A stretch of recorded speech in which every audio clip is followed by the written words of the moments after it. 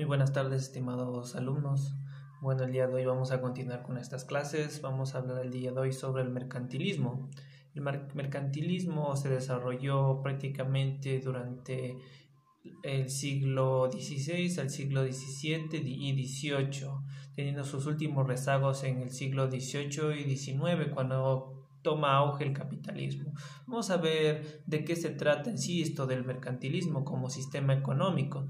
Ya sé que nosotros no recibimos la materia de economía, pero es importante saber más que todo sobre los sistemas productivos durante esta época para entender cómo fue desarrollándose los sistemas económicos hasta nuestra fecha. Vamos aquí, ¿qué es? Se puede decir o se puede entender que es un conjunto de políticas o ideas económicas que tenía como fundamento el mercado y decían que la verdadera riqueza de los pueblos estaba en la cantidad de oro y plata que pudieran acumular de su comercio con el resto del mundo. Entonces, remontándonos a los orígenes del mercantilismo, empieza su desarrollo a partir del descubrimiento de América. Y los españoles, franceses, portugueses e ingleses empiezan a extraer las piedras preciosas de la América. Entonces aquí empieza el verdadero mercantilismo. En sí se basaba entre más acumulación de metales preciosos como oro, diamantes. Sí, los diamantes también eran explotados en la Edad Media, la Edad Moderna, en lo que es el continente africano, la explotación de diamantes. Vamos a ver acá. Y entre más acumulación tenías, pues más poderoso te volvías. Y más poderoso eran las coronas, tanto inglesas, francesa, española, portuguesa. Vamos a ver aquí que los rasgos esenciales del mercantilismo se centran en obtener oro y plata como única forma de enriquecer el Estado. El mercantilismo es centralista, es decir, todas las riquezas son para uno, para un grupo. Con el mercantilismo aparece por primera vez el concepto de balanza comercial. Esta doctrina implica una gran dedicación al marco legal que regula la producción y el comercio como vías de conseguir una óptima organización que lo facilite. Entre más oro tenías, oro y plata y metales preciosos, más poderoso eras dentro de la sociedad. Vamos a ver el mercantilismo en España. Se basaron en la llegada de plata y oro del Nuevo Mundo a las colonias españolas.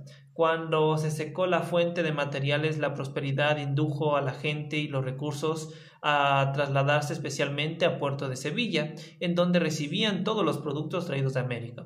Compraban productos manufacturados en Inglaterra, en Francia, Holanda, Italia, etc.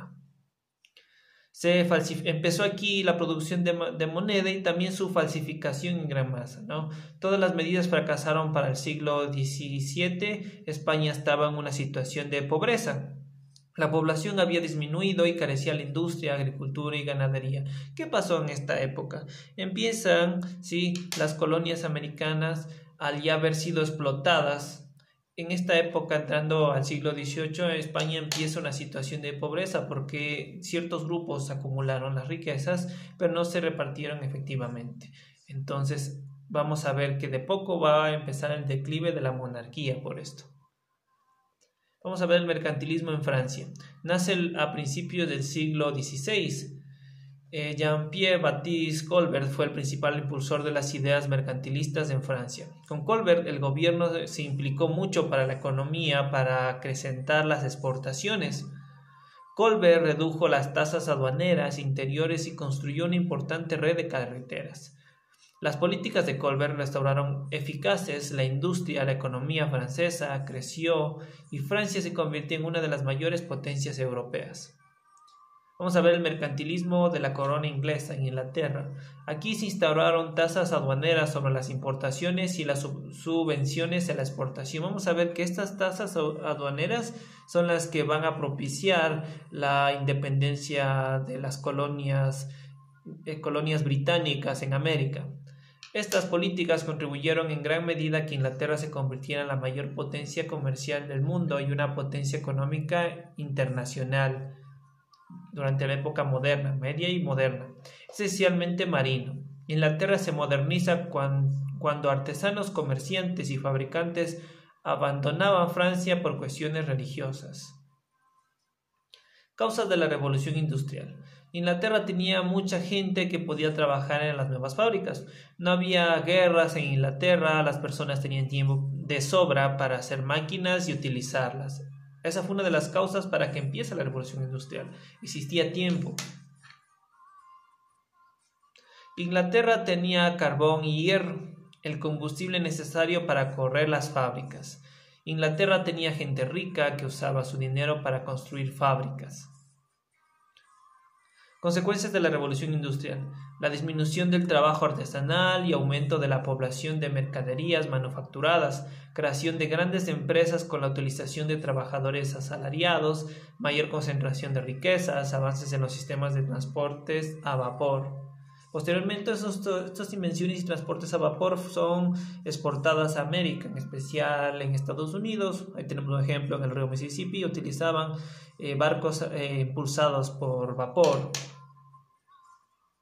Desarrollo de nuevas máquinas y tecnologías, surgimiento de sindicatos y trabajadores, aumento del éxodo rural, aumento de la contaminación del aire, aumento de enfermedades y accidentes de trabajadores, uso de la gran cantidad de mano de obra infantil en las fábricas. Entonces nosotros vemos, en un principio, cuando se descubre América, el mercantilismo en sí era la acumulación de oro y plata. Vamos viendo aquí el desarrollo y hemos llegado a esta época. A partir de la revolución industrial empiezan todas estas características que enfoca un nuevo mercantilismo que a posterior va a dar que la burguesía y el nuevo capitalismo.